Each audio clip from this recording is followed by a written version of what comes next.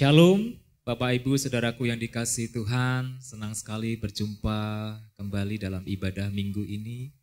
Kiranya Bapak Ibu Saudara dalam kondisi sehat, tubuh, jiwa, roh, dan bisa bersukacita pada hari ini. Bapak Ibu Saudaraku yang dikasihi Tuhan, mari kita buka ibadah kita pada pagi hari ini di dalam doa. Mari kita satukan hati kita. Bapa di surga, kami mengucap syukur Tuhan atas kebaikan-Mu di dalam hidup kami, atas kemurahan-Mu, kasih-Mu, anugerah-Mu yang besar menyelamatkan hidup kami. Bapa, hati kami penuh dengan sukacita karena pagi hari ini kami bisa bersama-sama dengan keluarga kami, bisa beribadah di hadapan-Mu. Ya Bapa, kami percaya di mana 2 atau 3 orang berkumpul, Engkau ada bersama-sama kami dan memberkati kami ya Tuhan. Bapa, kami berdoa, kiranya Engkau memberkati ibadah kami dari awal hingga akhirnya Tuhan. Kami percaya setiap jemaat-Mu dimanapun mereka berada akan diberkati oleh ibadah hari ini. Mereka semua akan berjumpa dengan kasih-Mu, berjumpa dengan kebenaran-Mu. Terima kasih Tuhan, biarlah hadirat-Mu ada di tengah-tengah kami. Mari kami mengundang Engkau Tuhan memberkati setiap jemaat-Mu. Dalam nama Tuhan Yesus Kristus kami berdoa dan bersyukur. Haleluya. Amin. Bapak Ibu jemaat Tuhan, mari kita memujikan, ya Tuhanku, aku hendak bernyanyi bagi-Mu. Aku hendak bermazmur bagi nama-Mu yang maha tinggi. Sebab hanya Engkau yang layak ditinggikan dan diagungkan. Biarlah manis Kau dengar setiap puji-pujian dari hati kami.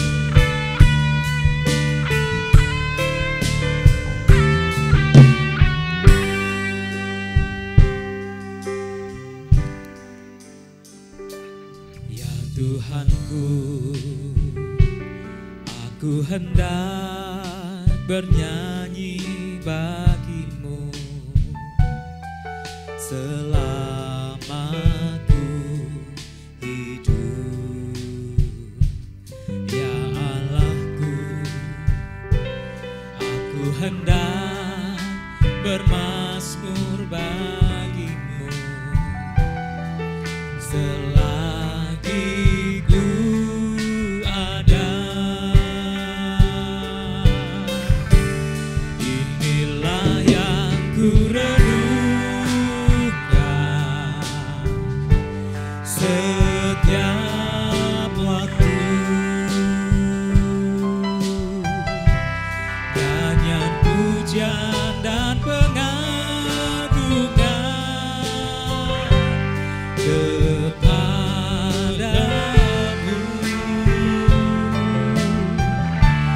Biarlah manis Kau dengar Tuhan, manis Kau dengar Tuhan, dan hatiku bersuka karena-Mu. Kami ingin bernyanyi bagi-Mu, bermazmur bagi Engkau yang maha tinggi. Ya Tuhanku, aku hendak bernyanyi bagi-Mu selama ku hidup. Ya Allahku, aku hendak bermazmur bagi-Mu selagi ku ada. Inilah yang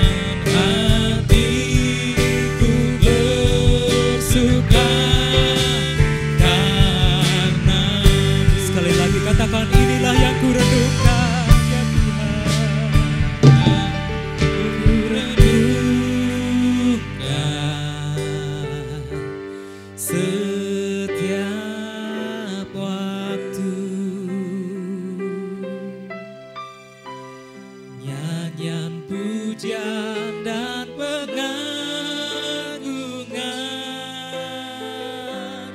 kepadamu.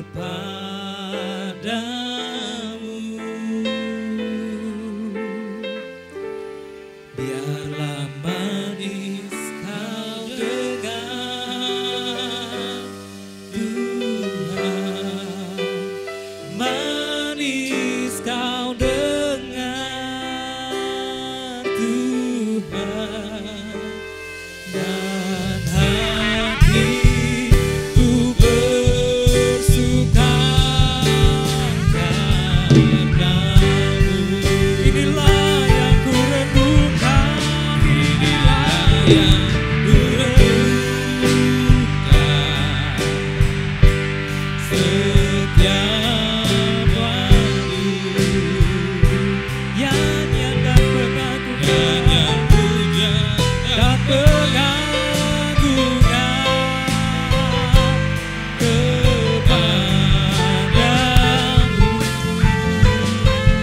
Biarlah manis,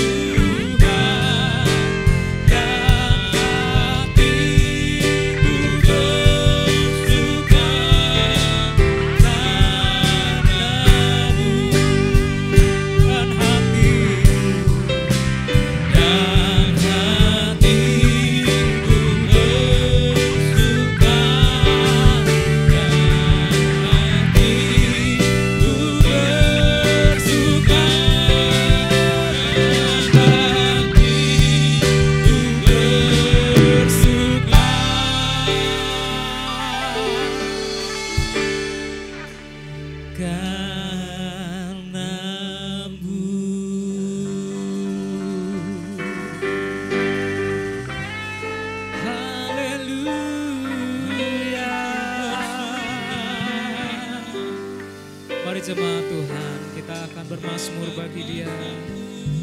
Kita meninggikan Tuhan dengan nyanyian bibir kita. Haleluya.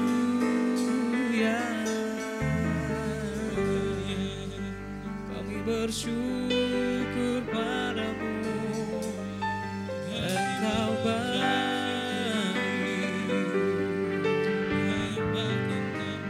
Biarlah nyanyian hati kami menyenangkan-Mu, ya Tuhan. Haleluya. Terima kasih Tuhan. Engkaulah sumber kekuatan dalam hidup kami. Walaupun badai menerpa kami, Engkaulah perisai dalam hidup kami Tuhan. Kami mau tetap percaya kepadamu. Kami akan memuji Engkau dengan penuh sukacita Tuhan. Terima kasih Bapa. Di dalam nama Tuhan Yesus Kristus kami berdoa. Amin. Haleluya. Mari Bapak Ibu Saudaraku jemaat Tuhan, kita bersukacita. Kita percaya bahwa Tuhan adalah sumber kuat kita. Dia adalah kekuatan, kota benteng kita. Mari kita bersukacita di hadapan Tuhan. Haleluya.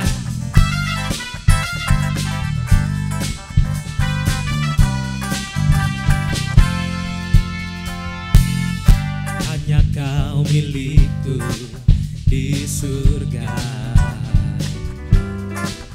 Tiada yang ku ingini di bumi, hanya Kau. Tangguhan dan kekuatanku. Namun yang pasti Kau tetap selamanya Allah sumber kuatku, Allah sumber kuatku, Allah sumber kuatku dan bagianku selamanya. Oh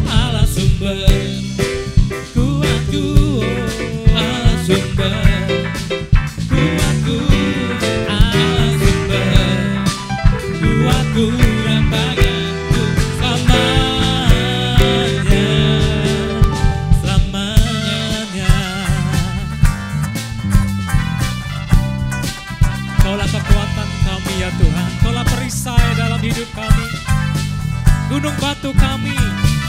Haleluya. Katakan, hanya Kau milikku di surga. Tiada yang ku ingin di bumi, hanya Kau. Aku andalkan kekuatanku. Namun yang pasti Kau tetap selamanya Allah sumber kuatku, Allah sumber kuatku, Allah sumber kuatku dan bagianku selamanya. Allah sumber kuatku, Allah sumber kuatku, Allah sumber kuatku dan bagianku selamanya. Allah sumber kuatku, Allah sumber kuatku, Allah sumber kuatku dan bagianku selamanya. Allah sumber kuatku, Allah sumber kuatku, Allah sumber kuatku dan bagianku selamanya.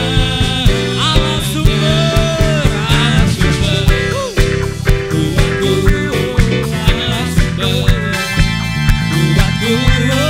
Allah sumber kuatku dan bagianku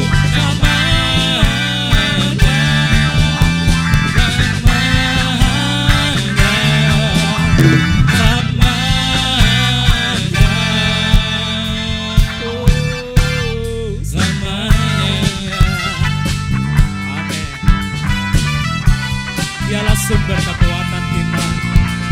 Kita tidak takut. Haleluya. Puji nama Tuhan, Bapak Ibu Saudaraku. Mari kita menenangkan hati kita untuk bersaat teduh di hadapan Tuhan. Kita mau ditaburi benih firman Tuhan, Bapak Ibu Saudaraku. Kita percaya ketika firman Tuhan tertanam di dalam hati kita, kita menjadi orang-orang yang bertumbuh dan berbuah.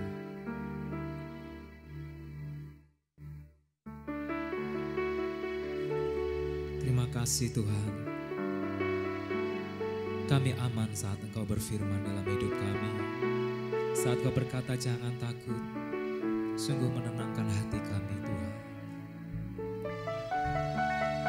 Kami mau tetap setia dan percaya kepadamu. Karena firman-Mu ya dan amin dalam hidup kami Tuhan.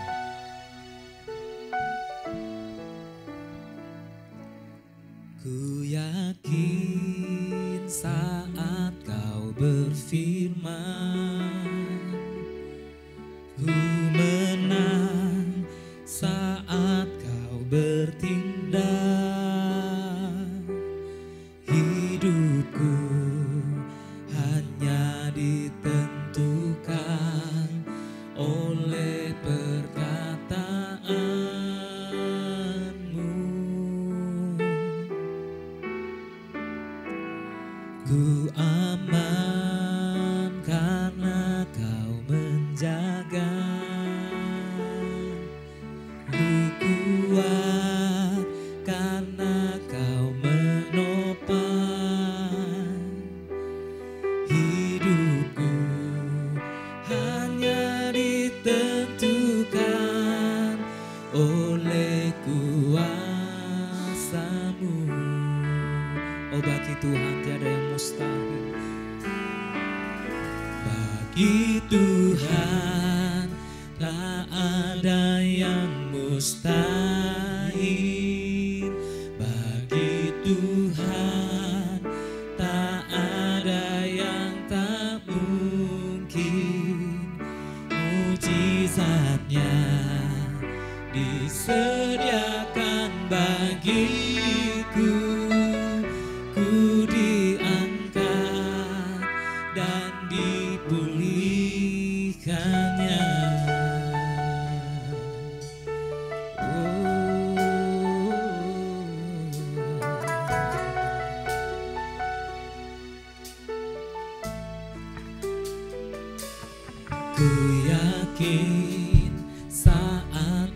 berfirman, ku menang saat kau bertindak. Hidupku hanya ditentukan oleh perkataanmu. Ku aman karena kau menjaga. Ku kuat karena kau menopang. Hidupku hanya ditentukan oleh kuasa-Mu. Mari katakan, bagi Tuhan tiada yang mustahil. Bagi Tuhan tak ada yang mustahil. Bagi Tuhan tak ada yang tak mungkin. Mujizatnya disediakan bagiku. Ku diangkat dan dipulihkan. Bagi Tuhan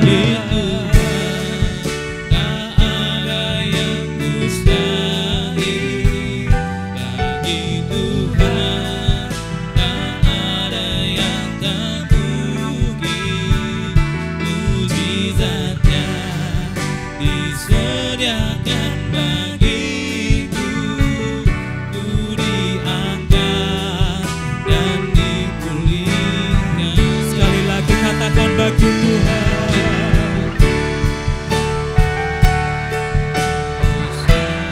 Bagi Tuhan tak ada yang tak mungkin. Mujizatnya disediakan bagiku.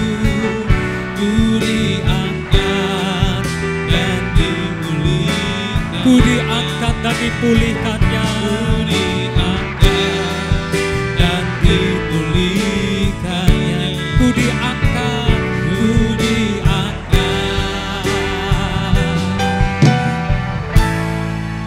dipulihkannya.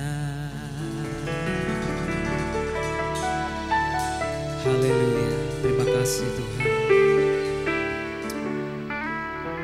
Bapak, Ibu, saudaraku jemaat Tuhan, ada dua pengumuman penting yang akan kami sampaikan. Yang pertama, Bapak, Ibu, saudaraku, hari Minggu depan kita akan beribadah seperti ini dengan disertai sakramen perjamuan suci. Oleh karena itu kami menghimbau Bapak, Ibu, saudaraku untuk menyiapkan hati, juga menyiapkan roti dan anggur sebagai pengganti. Kami juga informasikan minggu depan firman Tuhan akan dilayani oleh Bapak Gembala. Firman Tuhan akan dibawakan dengan tema pembunuh kehidupan rohani Anda. Jangan lewatkan kesempatan ini Bapak, Ibu, saudaraku.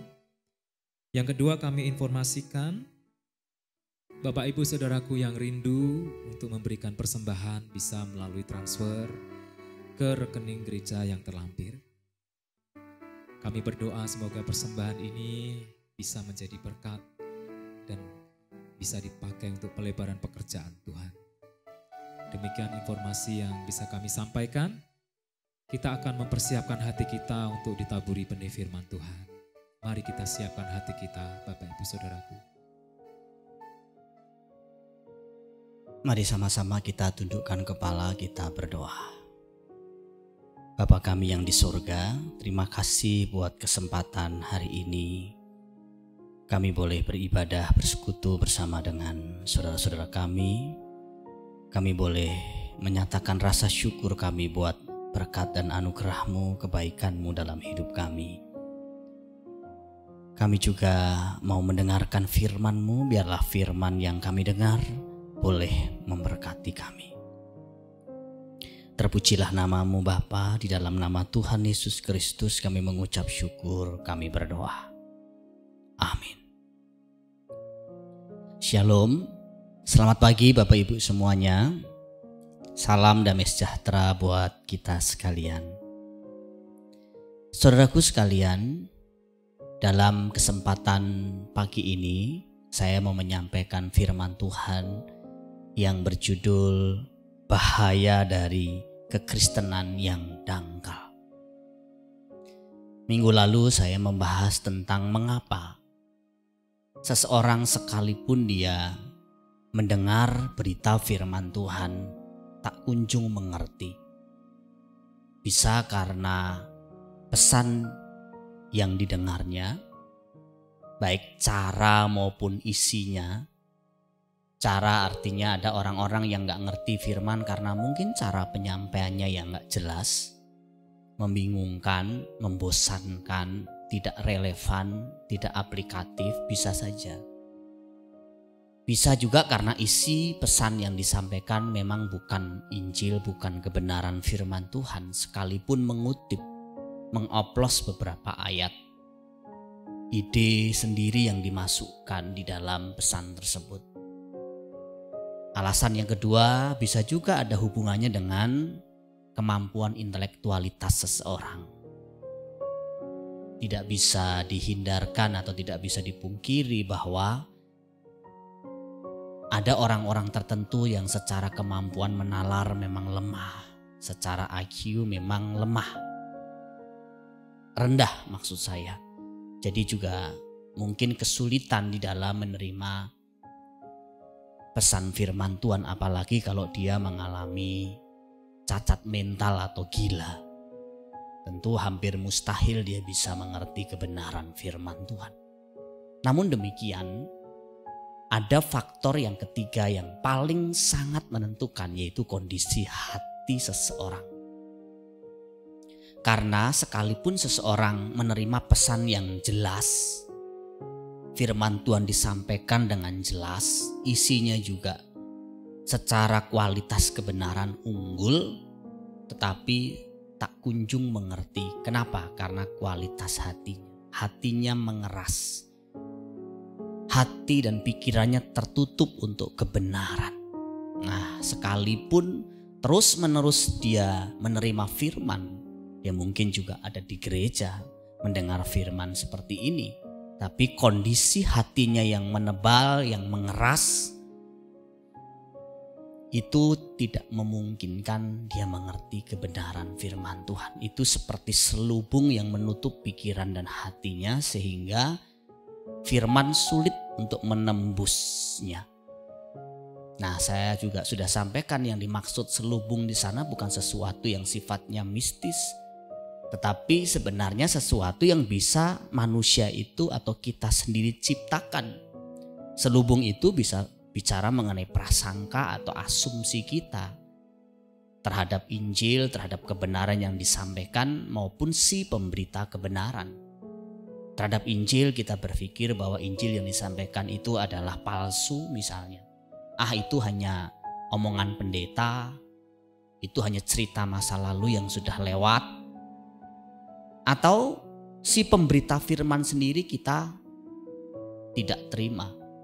Kita menaruh asumsi, menaruh prasangka yang buruk terhadap si pemberita firman. Makanya betapapun firman disampaikan dengan begitu luar biasa, dia tidak bisa menerima firman tersebut dengan baik. Satu contoh saja, misalnya kalau jemaat itu kecewa sama pendetanya. Betapapun hebat pesan yang disampaikan oleh pendetanya, itu tidak akan sampai ke hatinya. Jadi itu asumsi atau prasangka. Bisa juga karena kesombongan rohani. Orang merasa dia gak perlu firman seperti itu, dia mau firman yang lebih berat, yang lebih keras. Padahal sebenarnya hal-hal yang basic saja dia belum lulus. Etika sosial saja, cara menghormati orang saja dia misalnya belum lulus.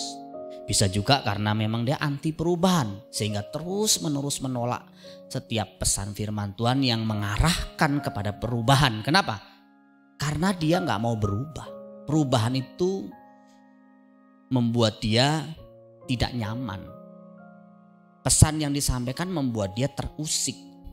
Itu sebabnya dia terus menolak karena dia pengen menikmati kesenangannya dan gak mau diusik oleh firman Tuhan. Juga bisa terjadi karena banyaknya dalih atau alasan. Orang kalau sudah banyak alasan, banyak dalih, aduh sulit saudara. Firman sehebat apapun juga gak bisa nembus hatinya. Dikasih hamba Tuhan, dikasih sama Tuhan pendeta, pelayan Tuhan yang hidupnya sederhana seperti Yohanes Pembaptis, ya dia banyak menyendiri, banyak berdoa di ruangan doa, tidak membaur. Dibilangnya pendeta kok enggak membumi, pendeta kok ansos, antisosial, pendeta kok enggak bisa nyambung sama kita, pendeta kok ketinggalan zaman jadul.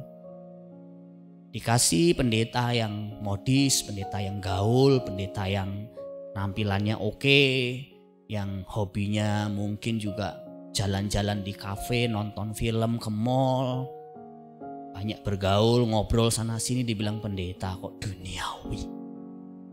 Ogah saya dengar pendeta model gitu. Manusia tuh selalu punya alasan saudara untuk menolak firman. Mau pendeta model apapun juga, kalau memang dasarnya dia menolak ya nolak. Ada juga karena misalnya dasarnya tidak ada niat, tidak ada minat untuk berubah dan mengerti kebenaran. Tidak ada rasa lapar dan haus akan kebenaran. Nah, itu yang saya sampaikan minggu lalu, yang saya review sebentar. Nah, kali ini saudaraku sekalian, kita akan membuka Alkitab kita dalam Matius pasal 13 ayat 20 sampai 21 yang merupakan karakteristik dari orang Kristen atau kekristenan yang dangkal.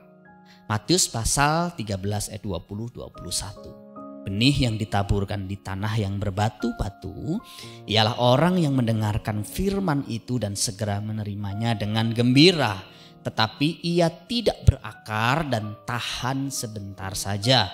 Apabila datang penindasan atau penganiayaan karena firman itu, orang itu pun segera murtad.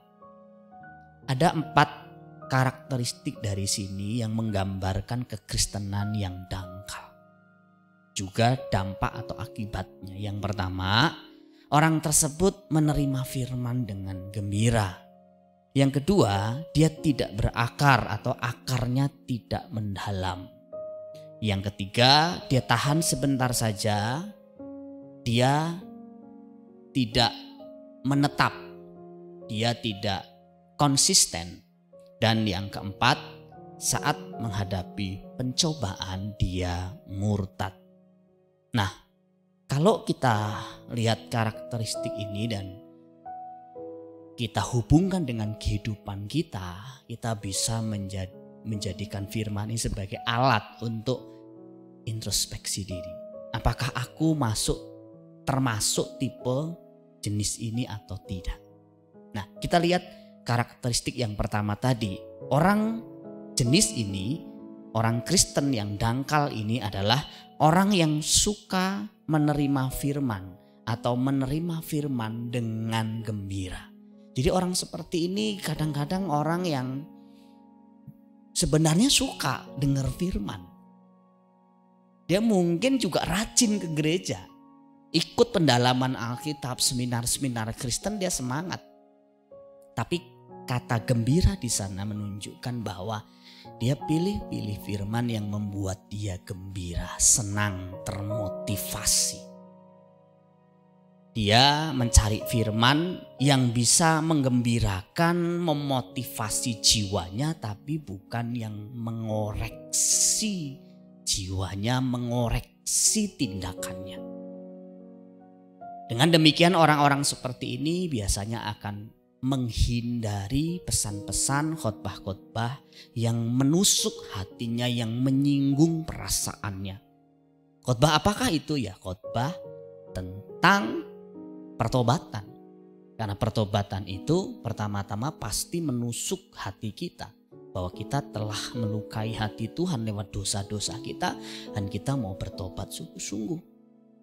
Nah, orang yang demikian adalah orang yang mendengar firman, berburu firman, tetapi hanya firman yang ingin ia dengar, bukan firman yang seharusnya ia dengar. Dan kondisi seperti ini sudah dinubuatkan oleh Rasul Paulus. Paulus mengatakan bahwa nanti akan datang waktunya orang tidak dapat lagi menerima ajaran sehat, tetapi mereka akan mengumpulkan guru-guru menurut kehendaknya untuk memuaskan keinginan telinganya.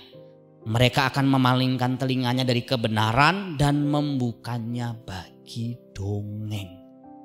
Orang seperti ini, tipe pendengar seperti ini adalah orang-orang yang tidak bisa menerima ajaran yang sehat. Ibarat makanan, dia tidak suka makanan sehat. Dia hanya suka makanan enak. Tidak selalu makanan yang sehat itu tidak enak sih saudara. Ada makanan sehat yang kalau dimasak dengan baik, cara masaknya juga oke, bisa juga enak. Tapi rata-rata memang makanan yang sehat itu kurang enak. Makanan yang, maksud saya makanan yang sehat itu kurang enak. Makanan yang tidak sehat itu yang seringkali enak. Makanan yang sehat tidak enak. Demikian juga kebenaran. Kebenaran yang sehat itu rata-rata tidak enak di telinga kita. Mengusik ketenangan jiwa kita, ketenangan hati kita. Menggelisahkan kita. Mungkin pantat kita juga panas mendengarnya. Ajaran yang sehat seperti itu.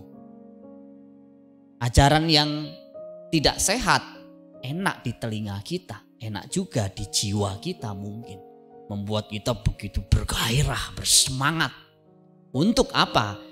Untuk mencari perkara-perkara dunia juga. Untuk menjalani hidup di dunia ini. Itu yang harus kita mengerti. Kita harus mengerti bahwa kekristenan yang sejati itu tidak selalu berhubungan dengan hal-hal yang happy-happy, yang seneng-seneng saudara. Ya memang kekristenan itu tidak bisa juga dipisahkan dari sukacita yang sejati. Tapi kekristenan juga bicara tentang duka cita, kesedihan yang mendalam terhadap dosa.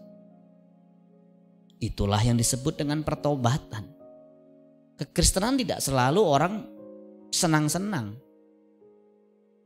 Kadang-kadang dia juga harus meratap dan menangisi dosanya. Dan tipe orang seperti ini, tipe orang Kristen yang dangkal ini,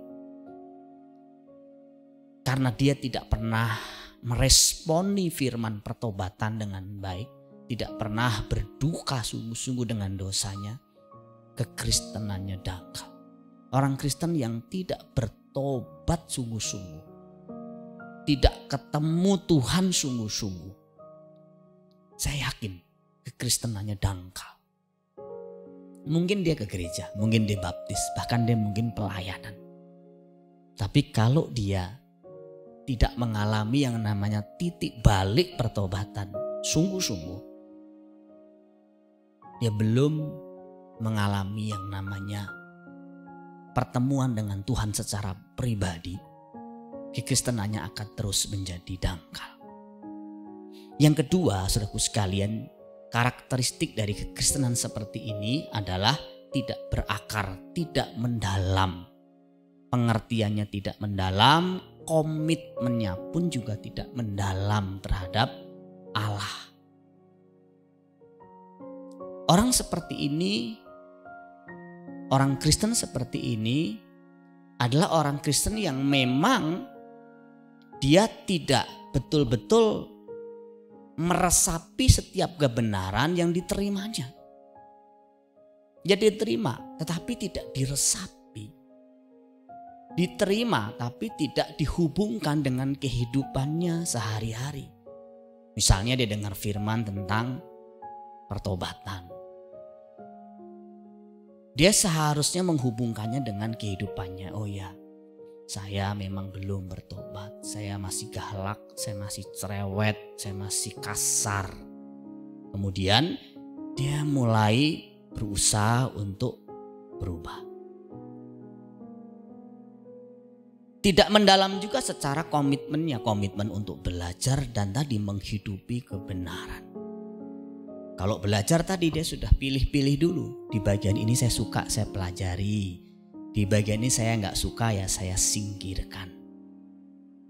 Sampai kapanpun kalau kita menjadi orang Kristen seperti itu, kita akan dangkal. Kita hanya mau sesuatu yang enaknya dari kekristenan, tetapi kita tidak tahu implikasi dampak dari keputusan kita ikut Yesus itu seperti apa.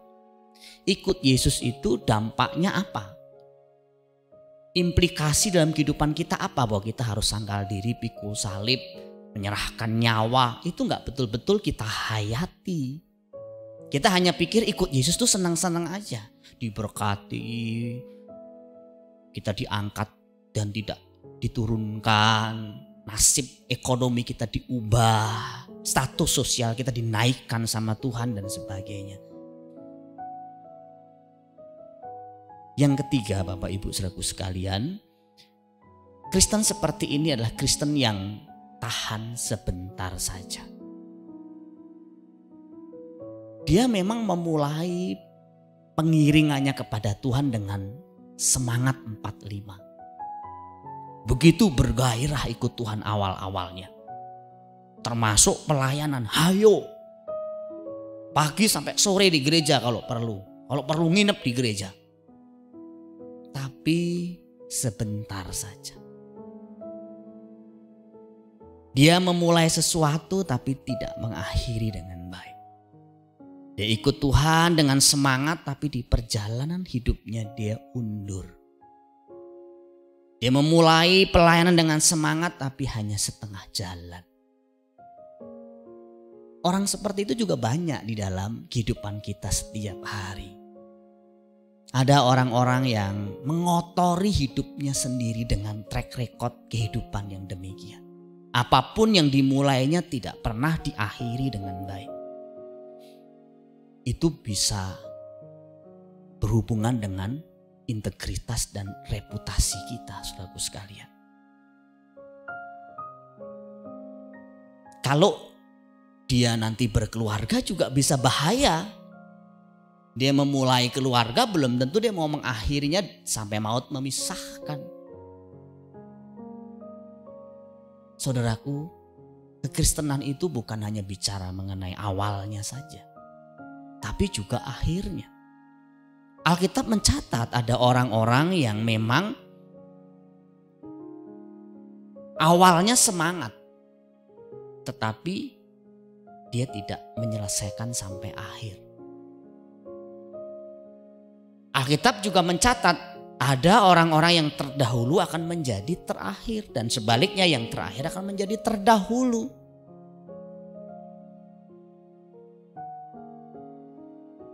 Ada teman-teman kita, adik-adik rohani kita yang mungkin suatu hari akan mendahului kita dalam kerajaan Allah.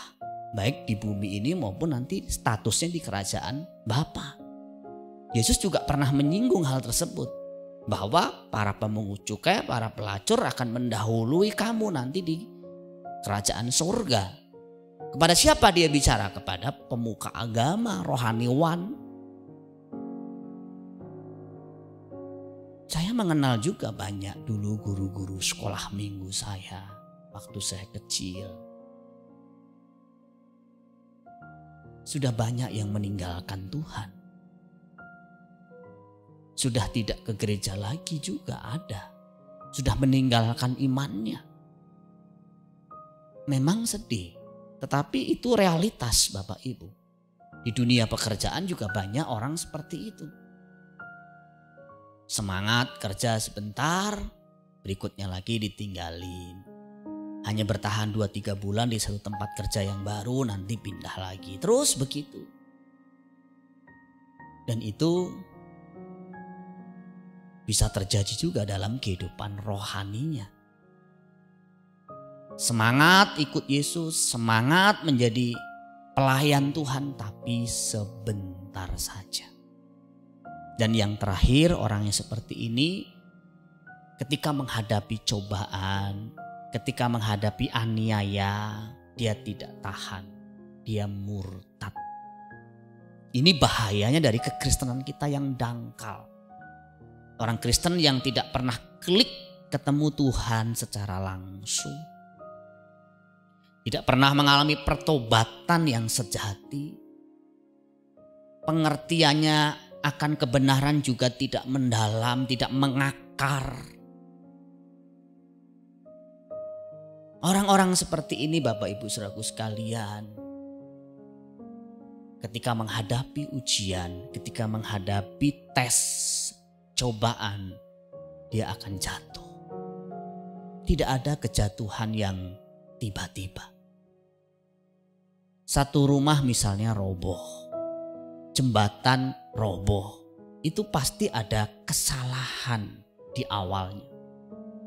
Kalau rumah yang mungkin fondasinya yang kurang kuat, bahan-bahan yang dipakai misalnya kurang bagus, belum faktor lain seperti bencana yang tidak diduga, salah hitung. Jadi kekristenan juga sama. Tidak ada orang tiba-tiba murtad jadi mualaf meninggalkan kekristenan. Yang ada karena basicnya lemah. Dia belum pernah ketemu Tuhan sebenarnya secara pribadi. Belum klik pertobatannya.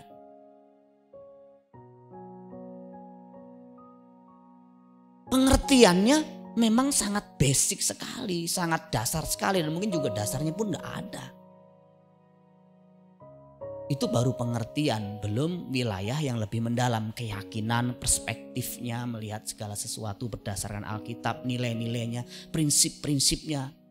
Badannya sih memang sudah masuk gereja, bahkan sudah nyemplung ke air dibaptis. Tetapi dia belum ketemu Tuhan.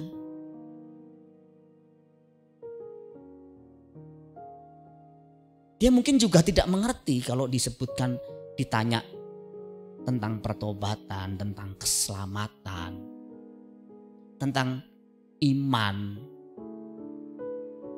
dasar-dasar kekristenan, dia belum ngerti sama sekali juga. Ya mungkin beberapa catatan sejarah, contoh tokoh-tokoh dalam Alkitab dia tahu. Tapi itu tidak berarti seseorang mengerti kebenaran. Itu sebabnya Bapak Ibu Saudaraku sekalian, kita perlu sekali menjadi orang Kristen itu bukan hanya sekedar ke gereja banyak aktivitas atau pelayanan. Tapi kita perlu ngerti kebenaran firman Tuhan.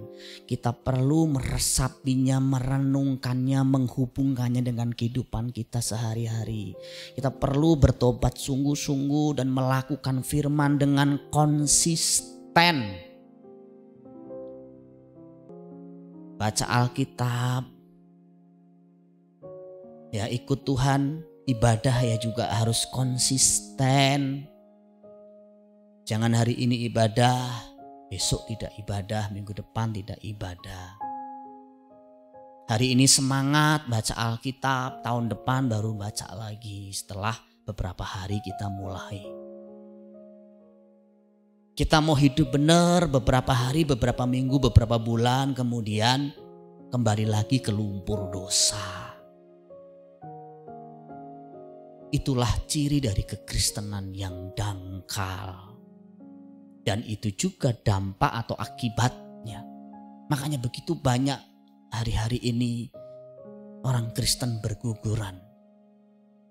Saya yakin fondasi kekristenannya rapuh. Dan ini menjadi PR gereja Tuhan. Gereja dalam hal ini para pelayan Tuhan juga. Menjadi PR para hamba-hamba Tuhan. PR kita semua. Saya sering katakan kadang-kadang ya, Ada gereja-gereja tertentu yang menyediakan begitu banyak fasilitas untuk bertumbuh. Jemaatnya malas sekali. Seperti tidak ada gairah untuk belajar kebenaran. Ada juga jemaatnya rajin sekali. Pengen belajar kebenaran. Pendetanya yang malas menyediakan fasilitas. Oleh karena itu suatu hari nanti kita sama-sama akan menghadap tahta pengadilan Tuhan. Kita akan mempertanggungjawabkan kehidupan kita di dunia ini berdasarkan kepercayaan, kesempatan-kesempatan yang Tuhan beri selama kita hidup di dunia ini. Sebagai hamba Tuhan, saya juga akan diminta pertanggungjawaban. Apakah saya telah melakukan tugas saya dengan maksimal, memperlengkapi jemaat secara maksimal dan juga jemaat. Jemaat juga akan diminta pertanggungjawaban. Apakah ketika pendeta di tempat sudah melayani, hamba Tuhan melayani engkau dengan baik, engkau meresponinya dengan baik atau engkau meremehkannya? Masing-masing secara pribadi, mari kita datang kepada Dia dan kita introspeksi diri. Mari kita tunduk kepala sama-sama, kita berdoa. Bapa kami yang di surga, terima kasih untuk firman-Mu yang boleh memberkati kami. Yang mengingatkan kami untuk kami membangun dasar kekristenan kami dengan baik. Ampuni kami kalau sampai hari ini kami masih memiliki kekristenan yang rapuh. Kami mau terus belajar kebenaran, kami mau membangun iman kami begitu rupa sehingga kami punya dasar kekristenan yang kuat dan mendalam. Dan kami mau jadi pelaku-pelaku firman yang baik, yang bisa menjadi berkat dimanapun kami berada.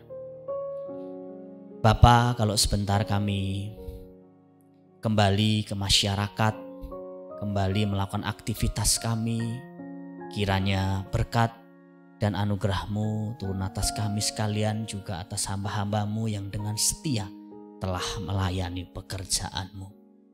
Terima kasih Bapa. Jemaat-jemaat yang dengan setia juga memberikan persembahan syukur sebagai bentuk komitmen mereka kepada pekerjaan Allah dan kasih mereka kepada Tuhan dan pekerjaannya, Engkau pun memberkati mereka. Jemaat yang dikasihi Tuhan, arahkan hatimu, kedangkan tanganmu, terimalah berkat Tuhan. Tuhan memberkati engkau dan melindungi engkau. Tuhan menyinari engkau dengan wajah-Nya dan memberi engkau kasih karunia. Tuhan menghadapkan wajah-Nya kepadamu dan memberi engkau damai sejahtera. Berkat itu datang dari Allah Bapa kita di surga, kasih sayang dari Tuhan kita Yesus Kristus, serta pimpinan penyertaan Roh Kudus akan memimpin menyertai hidupmu mulai pagi ini sampai Maranatha. Tuhan datang kedua kali menjemput kita sekalian dalam awan-awan permai. Sama-sama yang diberkati berkata, amin. Selamat pagi, ibadah selesai. Tuhan Yesus memberkati kita sekalian.